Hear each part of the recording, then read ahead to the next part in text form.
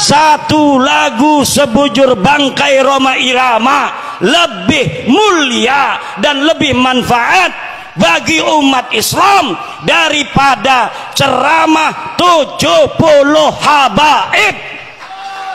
Derajat manusia di sisi Tuhannya bukan karena nasabnya. Derajat manusia di sisi Tuhannya hanya karena takwanya. Jadi nasab itu sangat sensitif, dinisbatkan kepada yang bukan dari turunannya masalah, mengaku-ngaku bermasalah, berbangga-bangga juga masalah. Ini kan agak miris, kita mengambil narasi takwa untuk mengatakan yang paling tinggi di hadapan Allah adalah ketakwaannya. Tapi saat yang bersamaan juga ada sifat untuk mencela orang lain, mencela nasab orang lain. Dengan segala kerendahan hati, diperbaiki di internal habaibnya. Bila memang ada penyimpangan terkait hukum, diproses seperti Nabi mengajarkannya. Bila persoalannya terkait dengan nasab, ada soalan tertentu, dengan segala hormat, ya, MUI ini tidak boleh menjadi satu figur tunggal pada personal-personal, harus jadi figur lembaga. Ya.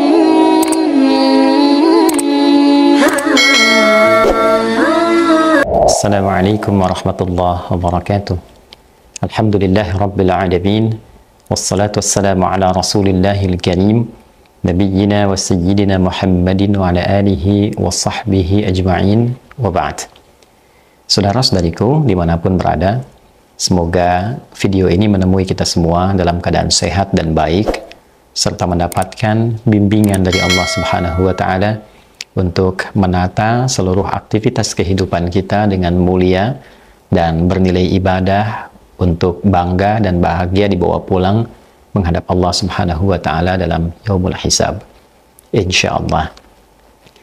Teman-teman, seperti diketahui bahwa polemik tentang nasab sampai saat ini belum juga berhenti, bahkan disayangkan melahirkan berbagai macam hal yang sangat tidak produktif. Satu lagu sebujur bangkai Roma Irama lebih mulia dan lebih manfaat bagi umat Islam daripada ceramah 70 habaib. Baik perdebatan yang tidak berujung, konflik di media sosial, diskusi yang tidak terarah, bahkan belakangan ini kita mulai juga melihat turunan-turunan konflik di media sosial itu ke dunia nyata, sampai terlahir tindakan-tindakan yang tidak kita harapkan. Untuk itu, dengan segala kerendahan hati, namun juga diiringi dengan ketegasan yang penuh, saya menyarankan dan menghimbau kepada seluruh pihak untuk menghentikan seluruh polemik, diskusi, perdebatan terkait dengan nasab ini, karena kita sangat menimbang dampaknya, akibatnya, dan tentu kita semua khususnya para ulama, para kiai, para ustadz sangat memahami tentang tuntunan agama kita. Bagaimana menghadirkan nilai-nilai keutamaan dalam menjaga kerukunan, islah, menjaga maqasid syariah yang 5 aspek itu. Dan tentu kita juga memahami untuk menyelesaikan satu persoalan ada tempat-tempatnya yang tertentu.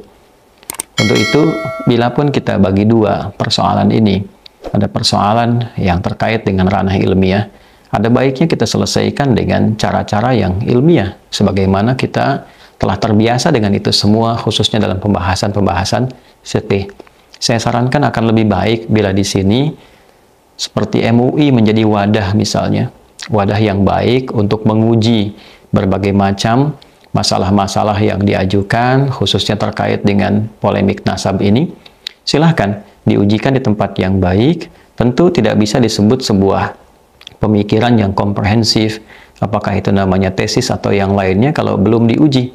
Ya, untuk itu ada baiknya hal-hal yang dipersoalkan, baik itu pihak penyoal ataupun juga yang disoal, lalu duduk di situ sebagai penengah para ulama-ulama untuk menilai dengan standar-standar keilmuan yang memang pakemnya telah kita ketahui bersama, sistematikanya juga telah disusun oleh para ulama, telah kita ketahui.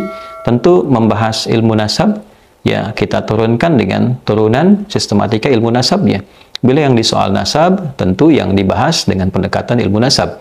Bila disoal masalah yang lain, tentu pendekatannya dengan kodifikasi ilmu-ilmu yang telah ada dan dihadirkan oleh para ulama. Nah, saya kira dengan metodologi seperti itu secara ilmiah itu sangat mudah didudukkan, sangat bisa didiskusikan, sehingga tidak menjadi liar. Setiap orang bisa bikin acara, yang satu buat podcast, yang satu membuat tayangan tertentu, sehingga benturannya terasa sampai di akar masyarakat, saling berbalas komentar yang tidak menemukan titik temu, dan ini terasa sangat mengganggu. Bila memang yang disoal ini masalah perilaku, masalah etika, tentu kita harus pisahkan. Nasab hal tersendiri, penyimpangan dari perilaku adalah hal tersendiri. Tentu bila ada yang menyoal, ini menjadi catatan secara internal. Pihak yang tersoal dari kalangan-kalangan tertentu ada baiknya mendata dengan bukti-bukti yang ada, video-video atau laporan-laporan, menjadi satu perbaikan internal yang sangat disyukuri.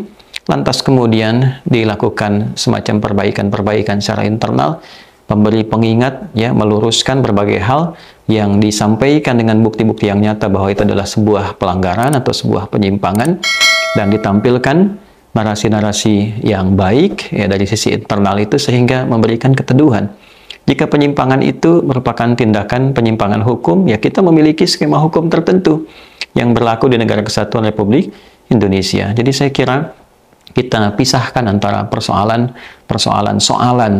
dalam tanda petik ilmiah atau argumentasi tertentu, ya, sehingga bisa menjadi argumen, tidak menjadi sentimen. Ini problem utamanya. Kemudian yang kedua, masalah perilaku kita pisahkan. Jadi jangan karena persoalan perilakunya, lalu yang ingin dihancurkan misalnya nasabnya, na'udzubillah min dzalik. Ini kan persoalan. Ya, kalaupun ini menjadi satu bahan kajian, maka tempatkan di ranah ilmiah dengan cara yang benar. Yang kita khawatirkan adalah dua hal. Yang pertama, ini bagi masyarakat awam juga perlu diketahui. Dalam pandangan Islam, nasab ini persoalan yang sangat sensitif. Mau kita melakukan pendekatan dengan hadis riwayat Al-Bukhari dan Muslim yang tersambung pada sahabat Abu Dzar Al-Ghifari, saking sensitifnya Nabi memberikan pengingat. Jika nasab yang benar itu kemudian sengaja diputus, maka resikonya adalah kufur. Ma min rajulin idda'a, tidaklah seorang lelaki mengaku li ghairi abihi, kepada menasabkan sesuatu kepada yang bukan dari bapaknya, jalur nasabnya, fahuwa kufrun, maka dihukumi dengan kufur. Ya, jadi kalau ada seseorang yang dengan pandangan tertentu mencoba memutus nasab seseorang yang sudah valid, tercatat, terbukti, dan ternyata nasab itu benar, kemudian mencoba untuk diputus, maka resikonya kufur. Ini kan masalah. Nah, kemudian juga dalam hal yang sama, ketika ada seseorang menisbatkan yang bukan kepada nasabnya, maka falyatabawwa maq'adahu minan nar. Kalau seseorang mengaku-ngaku bagian dari nasab yang bukan nasabnya, maka tempatnya juga di neraka. Nah, oleh karena itu ini persoalan yang tidak mudah. Ya, jadi jangan ditarik ke ranah kalangan masyarakat awam. Selesaikan di ranah ilmiah, ada pengujinya, ada hakimnya, ada bukti-buktinya, ada sistematikanya, sehingga tidak nanti banyak orang terjebak pada satu masalah yang ini jadi problem kemudian hari saat kembali kepada Allah Subhanahu wa Ta'ala.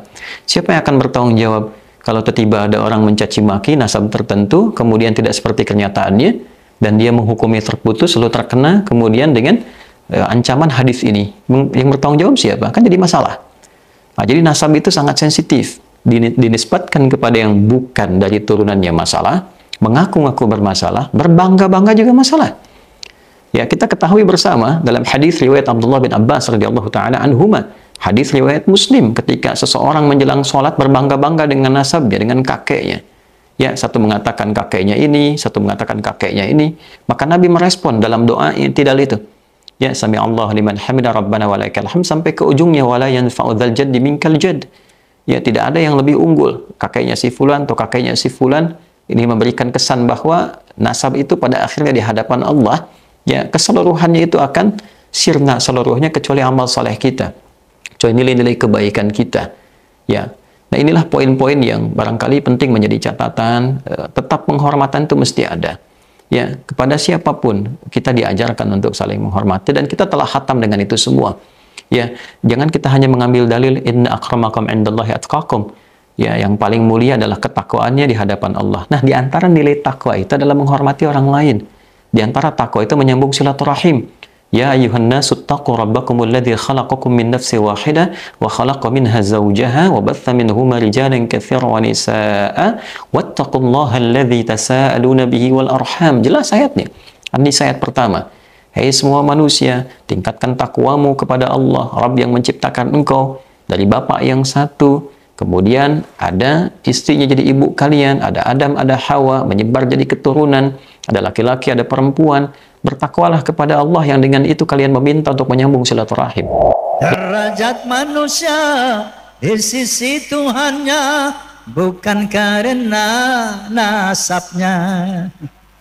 Derajat manusia di sisi Tuhannya hanya karena takwanya. Jadi menyambung silaturahim, saling menghormati, saling menghargai dengan siapapun bagian dari takwa. Nah ini kan agak miris, kita mengambil narasi takwa untuk mengatakan yang paling tinggi di hadapan Allah adalah ketakwaannya. Tapi saat yang bersamaan juga ada sifat untuk mencela orang lain, mencela nasab orang lain. Ini bukan sesuatu yang proporsional. Jadi mari sekali lagi, saya tidak menjadi pribadi yang lebih baik dibandingkan dengan masyarakat pada umumnya. Kita semua punya kekurangan, punya kesalahan, punya celah, itu pasti.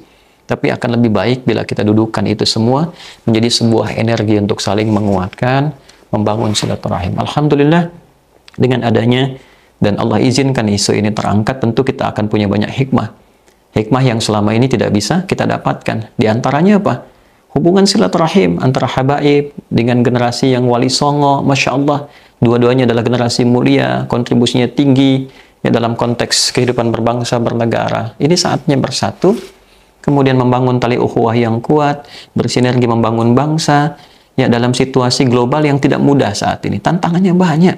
Masyarakat banyak masalah. Ya, banyak persoalan.